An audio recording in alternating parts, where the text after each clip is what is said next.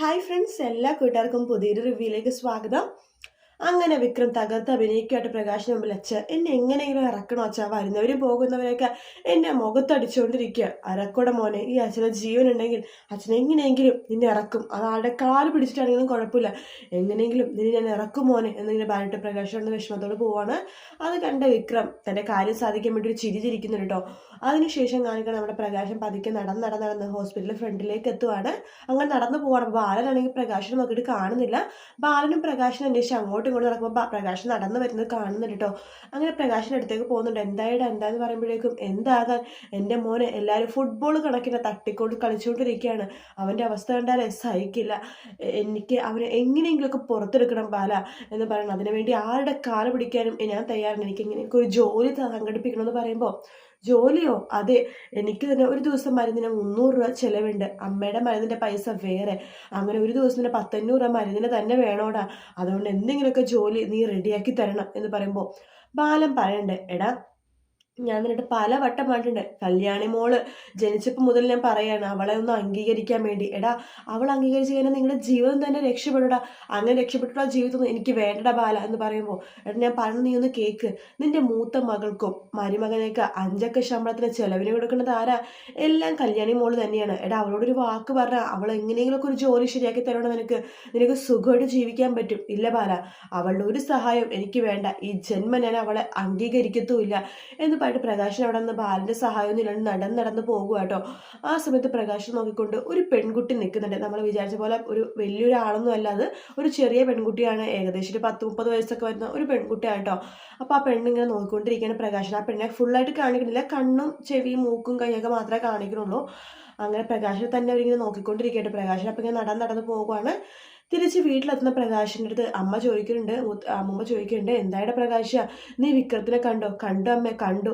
അവൻ്റെ അവസ്ഥ വളരെ ദയനീയമാണമ്മേ. വന്നവർ പോണവരൊക്കെ അവനെ അടിക്കുവാണ്. അവൻ്റെ മുഖത്തൊക്കെ ഉണ്ടല്ലോ ചോരപ്പാടമ്മേ, ചോരപ്പാടം. അയ്യോ എന്ന് അമ്മമ്മ പറയാണ്. അവൻ എങ്ങനെയെങ്കിലുമൊക്കെ ജയിലിൽ നിന്ന് ഇറക്കണം അമ്മേ.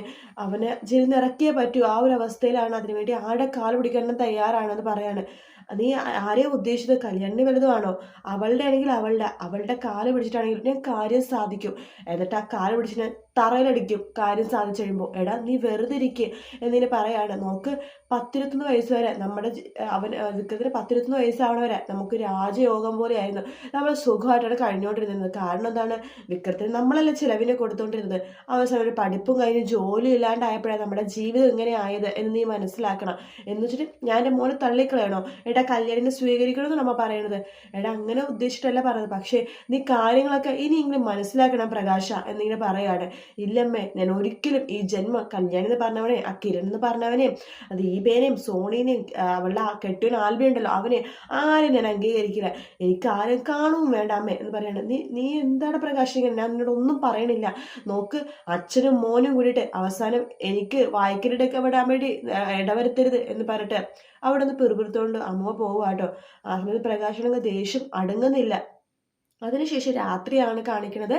നമ്മുടെ പ്രകാശിന്റെ ഫോട്ടോ ആ പെൺകുട്ടി സൂം ചെയ്തുകൊണ്ടിരിക്കുകയാണ്. ആ പെൺകുട്ടി തിരിഞ്ഞാണ് ഇരിക്കുന്നത്. പ്രകാശിന്റെ ഫോട്ടോ ഇങ്ങനെ നോക്കിക്കൊണ്ടിരിക്കുകയാണ്. പ്രകാശിന്റെ ഫോട്ടോ കുറേ നേരം നോക്കിക്കൊണ്ടതിന് ശേഷം അപ്പുറത്ത് തന്നെ കല്യാണിയുടെ ഫോട്ടോ ഉണ്ട്, കിരണിന്റെ ഫോട്ടോ ഉണ്ട്, എല്ലാവരുടെ ഫോട്ടോ ഉണ്ട്. ദീപയുടെ ഫോട്ടോ, അതുപോലെ തന്നെ സോണിയുടെ ഫോട്ടോ, എല്ലാവരുടെ ഫോട്ടോ ഇങ്ങനെ മാറ്റി മാറ്റി നോക്കിക്കൊണ്ടിരിക്കുകയാണ്. പക്ഷെ പ്രകാശിന്റെ ആരും ആട്ടോ ആ പെണ്ണ്. പ്രകാശിനെയാണ് ആദ്യം നോക്കിക്കൊണ്ടിരിക്കുന്നത്. തന്റെ അച്ഛനോടുള്ള ദേഷ്യം, ഒരു പകയുണ്ടല്ലോ, ആ രീതിയിലാണ് ആ പെൺകുട്ടി നോക്കിക്കൊണ്ടിരിക്കുന്നത്. അതിനുശേഷം കാണിക്കുന്നത് നമ്മുടെ എന്താണ് രാഹുലിനെ ആട്ടോ. രാഹുൽ പതുക്കെ കണ്ണ് തുറക്കാൻ വേണ്ടി നോക്കുന്നുണ്ട്. തൊട്ടടുത്ത് തന്നെ ഷാരി ഇരിക്കുന്നുണ്ട്. രാഹുൽ പതുക്കെ കണ്ണിങ്ങനെ തുറക്കാൻ നോക്കുമ്പോഴേക്കും ഷാരിക്കൊക്കെ രാഹുലെ കണ്ട് ദേഷ്യം വരുവാട്ടോ. ഇയാൾക്ക് ബോധം വരുന്ന മുമ്പ് ഇയാളെ കണ്ടത്തിനെ പിടിച്ച് കൊന്നാലോ എന്നൊക്കെ ഇങ്ങനെ ആലോചിക്കുകയാണ്. ആ സമയത്ത് രാഹുൽ ഇങ്ങനെ കണ്ണ് ഒരു ഷാരിനെ നോക്കുവാണ്. ആ സമയത്ത് ഷാരി ദേഷ്യത്തോടു കൂടി രാഹുലിനെ നോക്കുവാണ്. നീ എന്തിനാ ഷാരി എപ്പോഴും എന്നെ ഇങ്ങനെ നോക്കിക്കൊണ്ടിരിക്കണം ചോദിക്കുമ്പോൾ, നിങ്ങളെ നോക്കല്ല, കൊല്ലും ഞാൻ. അതിന് മാത്രം എന്ത് തെറ്റേ ഷാരി ഞാൻ ചെയ്തത്? നിങ്ങൾ ചെയ്ത് തെറ്റിയതെന്ന് നിങ്ങൾക്കറിയില്ല അല്ലേ? അറിയില്ലെങ്കിൽ എന്നെ വായുന്നതിനെ കേൾപ്പിക്കണോ? നീ എന്തൊക്കെയോ തെറ്റിദ്ധരിച്ചിരിക്കുക. അതെ, തെറ്റിദ്ധരിച്ചുകൊണ്ടിരിക്കുകയായിരുന്നു ഇത്രയും നാള്. പക്ഷെ ഇപ്പം എനിക്ക് ശരിയായ ധാരണ തന്നെയാണ്. ഇതിനെ പറഞ്ഞു സംസാരിച്ചുകൊണ്ട് ഇങ്ങനെ ഇരിക്കുന്ന സമയത്ത് അവിടേക്ക് മനോഹർ ഇങ്ങനെ വരുമ്പോഴേക്കും പെട്ടെന്ന് തന്നെ ഷാരി സംസാരം നിർത്തുവാട്ടോ. അങ്ങനെ മനോഹർ ചോദിക്കുന്നുണ്ട്. ഹോ, എന്നാൽ അച്ഛൻ്റെ കിടപ്പ് കണ്ടിട്ട് സഹിക്കാൻ പറ്റുന്നില്ല. അച്ഛൻ എന്താണ് പറഞ്ഞുകൊണ്ടിരുന്നതെന്ന് ചോദിക്കുമ്പോൾ, എന്ത് പറയാനാ മോനെ, ഇപ്പോഴും ദേ പിച്ചും പയ്യും പറഞ്ഞുകൊണ്ടിരിക്കുക. എന്നാലും കുടുംബത്തിൽ എല്ലാവർക്കും വട്ടായ പോലെയാണല്ലോ. എനിക്ക് തോന്നണേ അമ്മേ, അച്ഛനന്ന് ഞങ്ങൾ മെൻ്റൽ ഹോസ്പിറ്റലിൽ നിന്ന് പെട്ടെന്ന് കൊണ്ടുവരേണ്ടിയിരുന്നില്ല.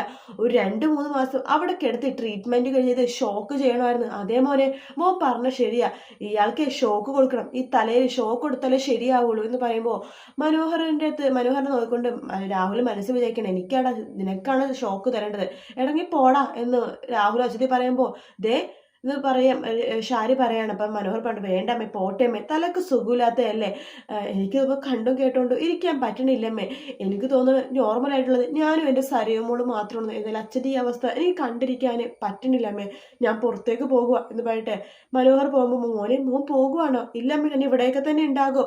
സരു എവിടെ മോളെ? സരുവിനെ പെട്ടെന്ന് ഇവിടെ എത്തിയപ്പോഴേക്കും വല്ലാതൊരു തലകറക്കാൻ പോലെ, ഞാൻ ആ റെസ്റ്റോറൻറ്റിൽ ഇരുത്തിയിട്ടുണ്ട്, എൻ്റെ ഉപ്പിട്ട നാരങ്ങ വെള്ളം മേടിച്ചു കൊടുത്തു. ഓ ആണോ, ഞാനെന്തായാലും പുറത്തേക്കൊന്ന് പോയിട്ട് വരാമേ എന്ന് പറഞ്ഞിട്ട് സങ്കടമൊക്കെ അഭിനയിച്ചിട്ട് മനോഹർ പുറത്തേക്ക് പോകുക കേട്ടോ. അതിനുശേഷം ഷാരി പറയണത്, നിങ്ങൾ പിന്നെയും എൻ്റെ മനുമോനെ കുറ്റം പറയാൻ നോക്കുവാണോ? ഇനി എൻ്റെ മനുമോനെ കുറിച്ച് എന്തെങ്കിലും പറയണല്ലോ, നിങ്ങളുടെ തല ഞാൻ വീണ്ടും അടിച്ചു പൊട്ടിക്കും, നിങ്ങൾ ഞാൻ ഇല്ലാതാക്കി കളയും എന്നൊക്കെ പറയുക കേട്ടോ. അതിനുശേഷം ഷാരി ദേഷ്യത്തോടു കൂടി തന്നെ വീണ്ടും രാഹുലിനെ ഇങ്ങനെ നോക്കുക കേട്ടോ.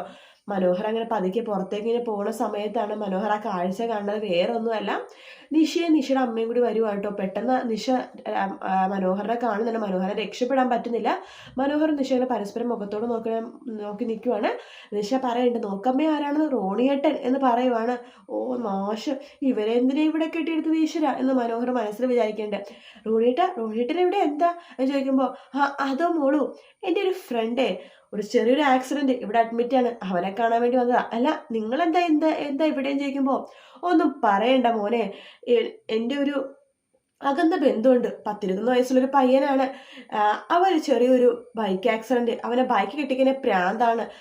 ഇപ്പത്തെ പിള്ളേരുടെ ഒരു സൂക്കേട് എന്ന് മനോഹർ പറയണ്ട്. അതെ അത് തന്നെ, ചെറിയൊരു ആക്സിഡന്റ് പറ്റി, ഇവിടെ ഇപ്പൊ ഹോസ്പിറ്റലിൽ കിടക്കുക, വലിയ കുഴപ്പമൊന്നുമില്ല, എങ്കിലും വന്ന് കാണണമെന്ന് തോന്നി, അതുകൊണ്ട് വന്നതാ.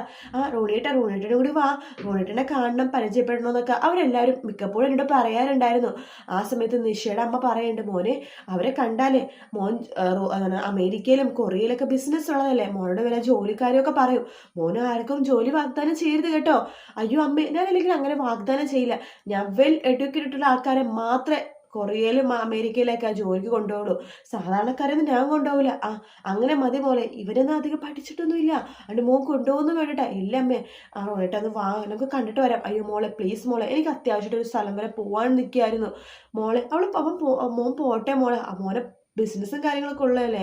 ആ സമയത്ത് നിഷയുടെ മുഖം മാറുവാണ്. ആ സമയത്ത് അമ്മ പറയുന്നുണ്ട്, നിഷയ്ക്ക് ഇങ്ങനെയാ മോനെ, ആരെങ്കിലും കണ്ടു കഴിഞ്ഞാലോ അവളുടെ ആഗ്രഹം പറഞ്ഞു സാധിച്ചില്ലെങ്കിൽ അവൾക്ക് അപ്പം വിഷമം വരും. ശരി ഇതെന്ന് മോളു, ഈ പ്രാവശ്യം സാധിച്ചു തരാം, പക്ഷെ എപ്പോഴെപ്പോഴും ഇങ്ങനെയൊന്നും പറയരുത് കേട്ടോ.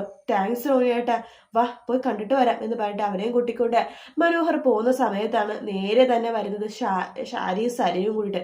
അവിടെ കാണുമ്പോൾ മനുവിനെ എന്ത് ചെയ്യണമെന്ന് പറയട്ടെ, പെട്ടെന്ന് അവിടെ ഒരു റൂം കാണുവാണ്, റൂമിലേക്ക് കയറി പോകുവാണ്. അങ്ങനെ ഷാരിയും സരയും ഇങ്ങോട്ട് വരുന്നു, നിഷയും അമ്മയും അങ്ങോട്ട് പോകുന്നു. അവർ തമ്മിൽ കണ്ടില്ലെന്ന് പറഞ്ഞിട്ട് ഇങ്ങോട്ട് പോയി കഴിയുമ്പോഴേക്കും നമ്മുടെ നിഷയും അതുപോലെ തന്നെ അമ്മയും പറയണ്ട, അയ്യോ റോണിയേട്ടൻ ഇത് എവിടെ പോയി, റോണിയേട്ടാ അത് വേണ്ടി തിരയാണ്. അപ്പോഴേക്കും മനോഹർ ഒന്നും അറിയാത്ത പോലെ ഷാരിയും സരയും പോയോ നോക്കിയിട്ട് ഫോൺ ചെവി വെക്കുവാണ്. അതെ നിങ്ങൾ കപ്പൽ മാർഗം വന്നാൽ മതി, അതാ എളുപ്പം എന്നിങ്ങനെ പറഞ്ഞിട്ട് വരുവാട്ടോ. ആരാ റോണിയേട്ടാ ചോദിക്കുമ്പോൾ, അതെ ഓക്കെ ഞാൻ വന്നിട്ട് കാണാം എന്നിവിടെ ഫോം വെക്കുവാണ്. ഒന്ന് പറയണ മോള്, കൊറിയന്ന നമ്മുടെ ഫ്ലൈറ്റ് ചെറുതായിട്ട് ലൈറ്റാണ്, അപ്പം കപ്പൽ മാർഗം വരാൻ വേണ്ടി ഞാൻ പറയുമായിരുന്നു എന്ന്. അങ്ങനെ ഇവിടെ നടക്കുവാണ്. ആ സമയം ഷാരിയും സരയും പുറത്തിറങ്ങുന്ന സമയത്താണ് താര വരുന്നത്.